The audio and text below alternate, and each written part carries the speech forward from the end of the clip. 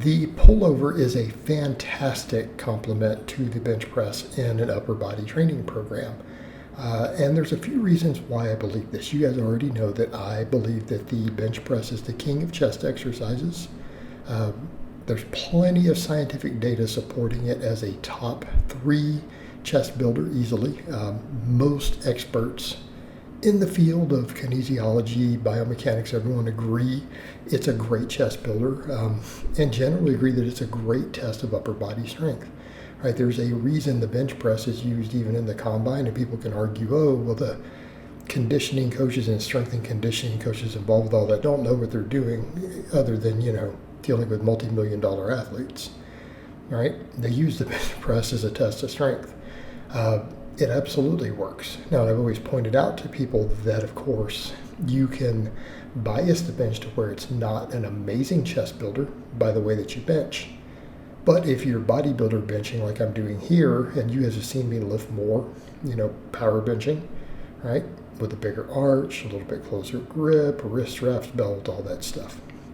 But when you go flat back, or, again, this is flat back really. People don't understand you can actually put your back flat, but that's a whole different topic. Yes, your normal natural arch, right? Nice wide grip, not bouncing it off your chest. You can build massive pecs. You can build massive pecs with a bench press. But it builds other stuff. It builds the triceps, particularly the long head of the tricep. It helps with your delts. Obviously front delts. We could argue about how much side delt. It's a point of argument, but definitely front delts. But then you look at the pullover. The pullover is such a classic exercise. So many top bodybuilders way back in the day loved this movement. They credited to what they did, everyone from Reg Park to Bill Pearl to Frank Zane. All these guys loved the pullover.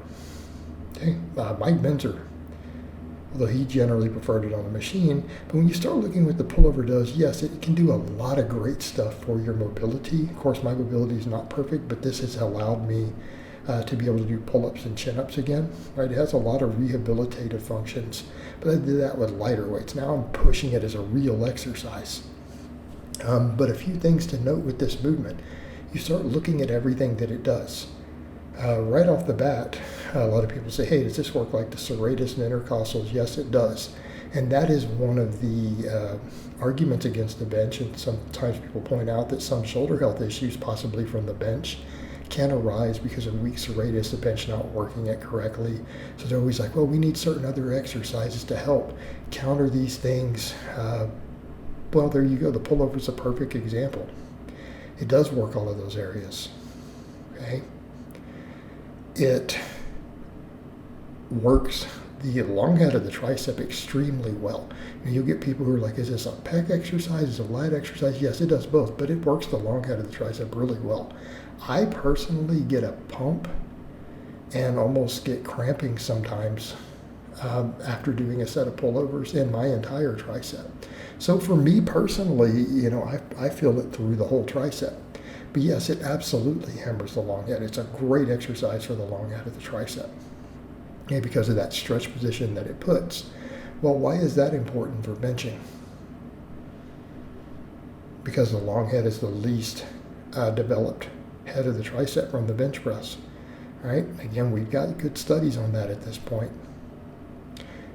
Right? Bench press will grow the lateral head of the tricep extremely well, and the medial head as well. Why? Because they're responsible for extending the elbow. You are bending the elbow, right? Watch the benching here. We're bending the elbow through almost its full range of motion. Well, of course the heads of the tricep, that's their job, are going to develop from doing a bunch of heavy benching. Of course they will. Particularly you bench a heavy weight for a lot of reps.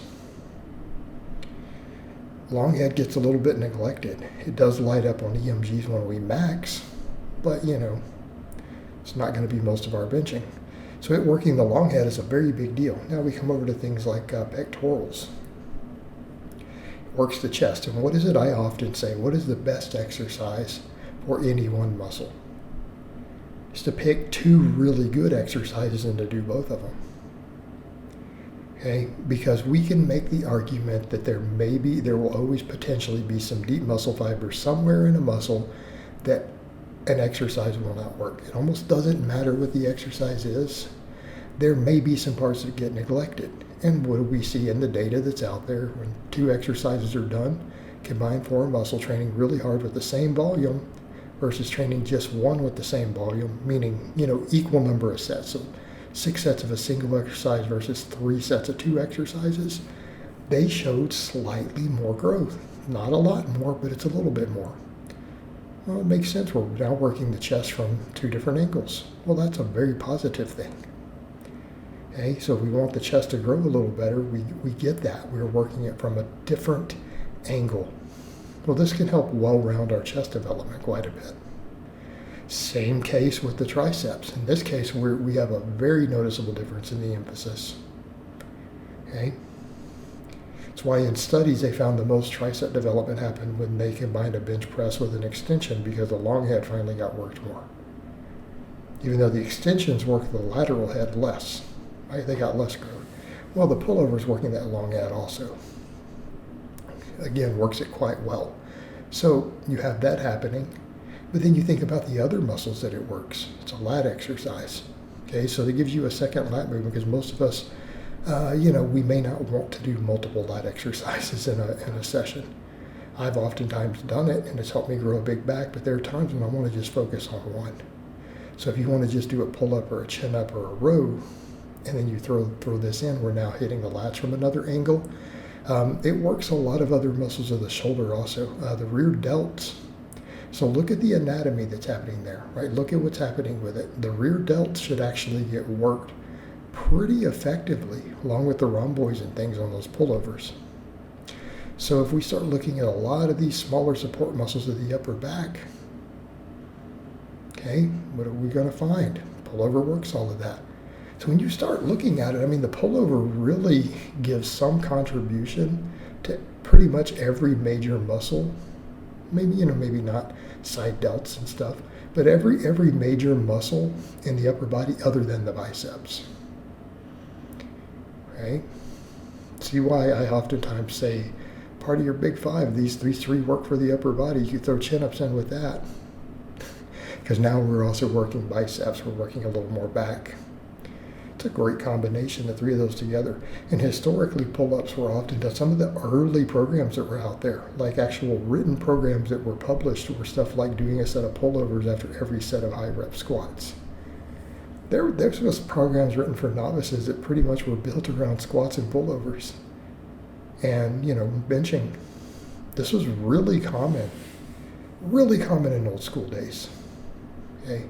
It's an exercise that has fallen out of favor in more recent years, but it really is a fantastic exercise that brings so much to the table. All right, guys, but that's really all I have to say on that today. I hope it's been informative, and I will talk to you guys and gals next time.